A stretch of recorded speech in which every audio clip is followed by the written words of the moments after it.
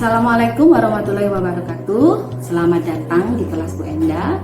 Video ini adalah video yang saya buat khusus dalam rangka mengikuti program sertifikasi dosen tahun 2022 gelombang pertama. Video ini adalah video pernyataan diri dosen dalam unjuk kerja Tridharma Perguruan Tinggi khususnya pada bidang pengajaran. Sebelumnya, saya akan memperkenalkan diri saya.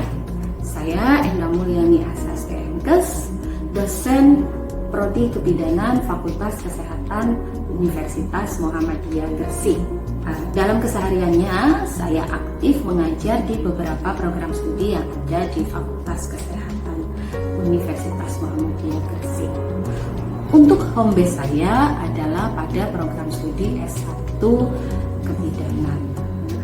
Perlu diketahui, dulunya di Prodi Kebidanan Fakultas Kesehatan Universitas Muhammadiyah Gresik terdapat beberapa jenjang pendidikan, yaitu ada Diploma 3 Kebidanan, ada Diploma 4 Kebidanan.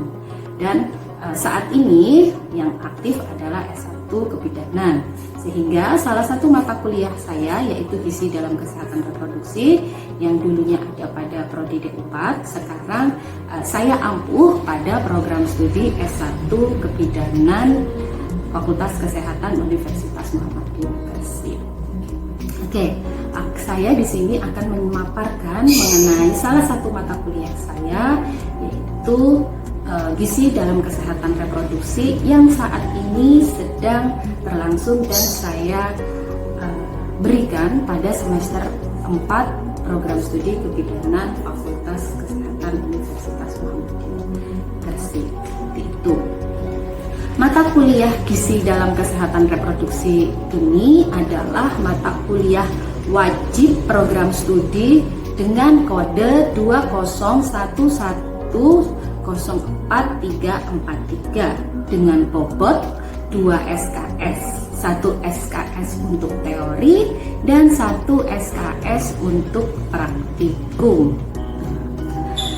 Oke, dalam pelaksanaannya saya menerapkan pendekatan DIA atau Delivery Interaction and Assessment. Sebelum saya memaparkan mengenai teknik saya dalam menyampaikan mata kuliah saya, izinkan saya untuk mendeskripsikan mata kuliah gizi dalam kesehatan reproduksi ini. Jadi, mata kuliah gizi dalam kesehatan reproduksi ini adalah mata kuliah yang berisi materi mengenai peran gizi dalam setiap siklus daur hidup wanita. Ya, sehingga setelah mendapatkan mata kuliah ini diharapkan mahasiswa nantinya mampu menguasai konsep teoritis berbagai peran gizi dalam setiap siklus hidup wanita, sehingga nantinya dapat meningkatkan pelayanan kebidanan yang mereka berikan, karena pelayanannya nanti memperhatikan kondisi kebutuhan gizi, karena memang setiap masanya kebutuhan gizi itu berbeda. Baik. Untuk capaian mata kuliah yang diharapkan yaitu ada 3. Yang pertama adalah diharapkan mahasiswa mampu untuk menguasai pengantar dasar ilmu gizi dalam kebidanan. Yang kedua ada mahasiswa mampu menentukan keterkaitan antara gizi dengan kesehatan reproduksi. Yang ketiga yaitu mahasiswa nantinya mampu melakukan edukasi gizi sesuai dengan kebutuhan nutrisi pada kelompok masyarakat tertentu. Nah, untuk dapat mencapai tujuan pembelajaran yang telah ditentukan, mahasiswa akan diberikan beberapa materi pembelajaran, yaitu yang pertama, yaitu ada pengantar ilmu gizi dalam kebidanan. Yang kedua, yaitu jenis dan manfaat zat gizi. Yang ketiga, yaitu peran gizi seimbang pada kelompok masyarakat tertentu. Yang keempat adalah menentukan status gizi. Yang kelima adalah menyusun dan mengolah menu. Dan yang terakhir adalah bagaimana melakukan edukasi pada kelompok masyarakat tertentu. Berikut adalah materi-materi yang akan diberikan. Oke, baik, setelah ini saya akan menyampaikan bagaimana proses atau teknik saya dalam menyampaikan atau mendeliver mata kuliah saya. Jadi sistem perkuliahan saat ini adalah sistem blended learning, di mana ada daring dan luring. Nah, untuk daring kita ada sinkronus dan asinkronus. Kalau untuk asinkronus kita menggunakan LMS atau pada UMG untuk mengakses materi dan mengisi presensi. Untuk kegiatan sinkronus atau tatap muka maya kita menggunakan virtual meeting Zoom ya, karena merupakan salah satu aplikasi yang umum digunakan di virtual meeting. Oke, untuk mekanisme kelasnya dalam satu kali perkuliahan teman-teman mahasiswa diminta untuk mengisi presensi. Nah, setelah mengisi presensi di awal, di Spada mereka juga akan diminta untuk mengakses materi yang sudah saya upload di Spada. Kemudian nanti kita akan bertemu di virtual meeting untuk berdiskusi, bertanya jawab, dan kemudian kita juga ada pembagian tugas dan sebagainya seperti itu. Nah, untuk kegiatan luring ini dikhususkan pada kegiatan praktikum. Nah, di mana praktikum untuk mata kuliah ini yang pertama adalah penentuan status gizi, yang kedua adalah pengolahan dan penyusunan menu makanan, dan yang ketiga adalah melakukan edukasi. Nah, itu untuk kegiatan praktikumnya. Sementara metode yang pembelajaran saya gunakan yaitu ada ceramah, diskusi, tanya jawab, demonstrasi, kemudian juga ada small group discussion, discovery learning, dan yang terakhir saya ada problem based learning sebagai bentuk sebagai metode pembelajaran pada kegiatan praktikum seperti itu. Nah, media yang digunakan tentunya adalah untuk online kita menggunakan Zoom, dan untuk offline kita menggunakan laboratorium. Sementara referensi yang saya gunakan ini ada utama dan juga ada pendukung. Di referensi utama ini ada buku yang telah dikeluarkan oleh pengajar, dan kemudian untuk pendukung adalah penelitian dan publikasi yang telah dilakukan oleh pengajar seperti itu. Untuk selanjutnya yaitu prinsip interaction-nya. Dalam interaksi mahasiswa, saya dan mahasiswa biasanya berdiskusi, bertanya jawab, dan tidak jarang kita menggunakan beberapa aplikasi seperti Mentimeter untuk bisa meningkatkan interaksi antara dosen dan mahasiswa seperti itu. Sementara untuk kegiatan assessment, untuk prinsip assessment, saya menyesuaikan dengan tingkat capaian pembelajaran yang diharapkan. Nah, tingkat capaian pembelajaran ini kita berdasarkan pada taksonomi Bloom. Berikut bentuk dari kriteria assessment yang dilaksanakan pada MK Gizi Gastro ini. Oke, kita mulai dari CPMK pertama. CPMK pertama adalah mahasiswa mampu untuk menguasai pengantar dasar ilmu gizi dalam kebidanan. Dalam CPMK ini akan terbagi menjadi 2 sub CPMK. Jadi yang pertama ada mahasiswa mampu menjelaskan istilah sejarah dan ruang lingkup gizi. Yang kedua, mahasiswa mampu mengidentifikasi jenis dan manfaat zat gizi. Nah, karena dilihat dari 2 sub CPMK ini, kognitif yang diharapkan adalah C2. Yang pertama, sub CPMK-nya menggunakan berupa soal multiple choice, yaitu dengan rubrik penilaian. Kemudian yang kedua yaitu ada mahasiswa mengidentifikasi jenis dan manfaat zat gizi ini, karena di situ adalah kognitif C2, A3, P2, sehingga unjuk kerja dalam membuat dan mempresentasikan makalah adalah bentuk non-tes yang kita pilih untuk melakukan assessment. Selanjutnya untuk CPMK yang kedua, yaitu mahasiswa mampu menentukan keterkaitan antara zat gizi dan kesehatan reproduksi. Sub CPMK-nya adalah mahasiswa mampu menguraikan peran gizi seimbang pada kelompok masyarakat tertentu dengan capaian pembelajaran kognitif 3, afektif tingkat 3, dan psikomotorik tingkat 2. Sehingga capaian pembelajaran yang kita pilih adalah asesmennya berupa non-tes, yaitu portofolio untuk melihat hasil karya dari pembuatan leaflet, karena asesmennya adalah bentuknya non-tes seperti itu. Selanjutnya untuk CPMK yang ketiga, yaitu mahasiswa mampu melakukan edukasi gizi pada kelompok masyarakat tertentu yang terbagi menjadi 3 sub CPMK, yaitu yang pertama ada mahasiswa mampu menentukan status gizi pada kelompok masyarakat tertentu. Yang kedua adalah mahasiswa mampu menyusun dan mengolah menu pada kelompok masyarakat tertentu. Dan yang terakhir adalah mahasiswa mampu melakukan edukasi gizi pada kelompok masyarakat tertentu.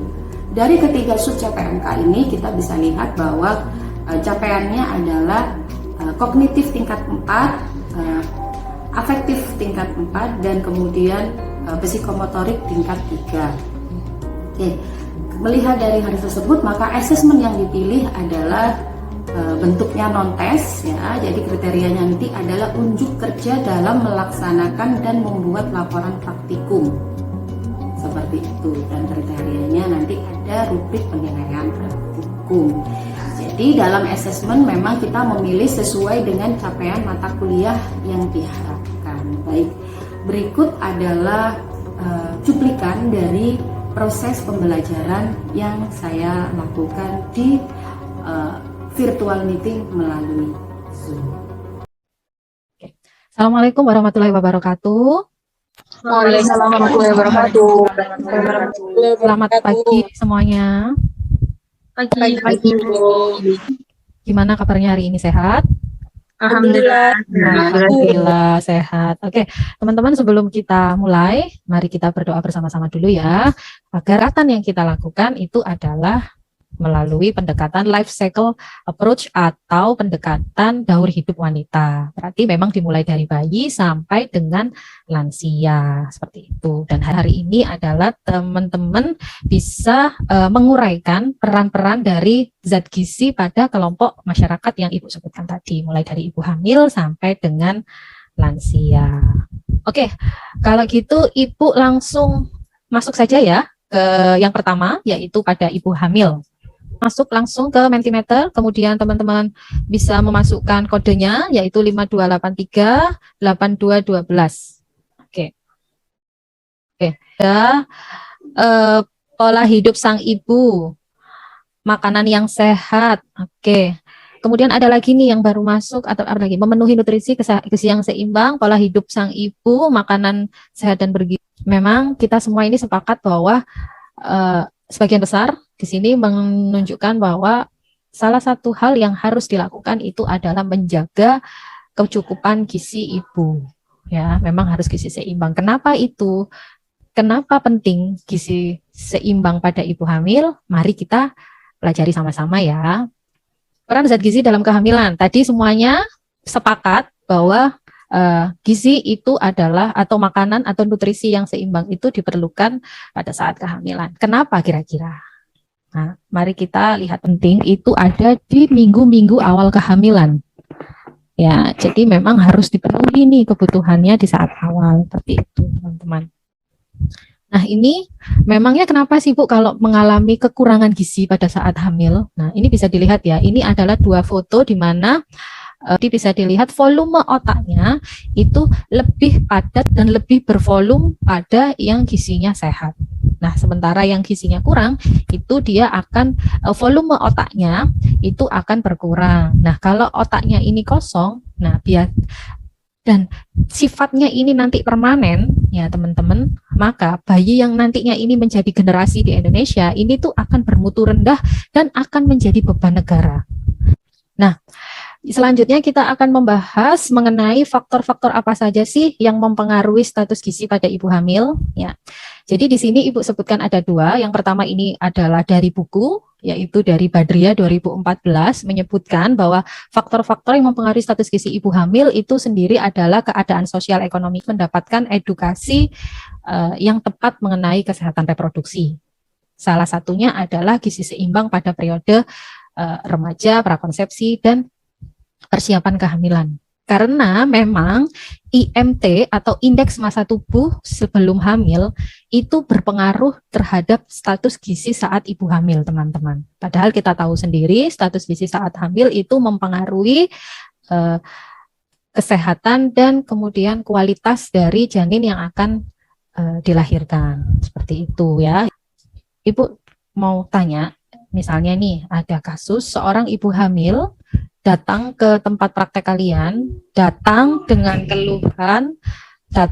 keluhan ibu tersebut mengalami keluhannya itu mual muntah, ya kan? Keluhannya mual muntah, usia kehamilan masih 8 sampai 9 minggu, tidak mau makan nasi ya karena dia mual, kemudian jika tidak mau makan kayak protein-protein seperti itu, kira-kira apa yang teman-teman akan lakukan?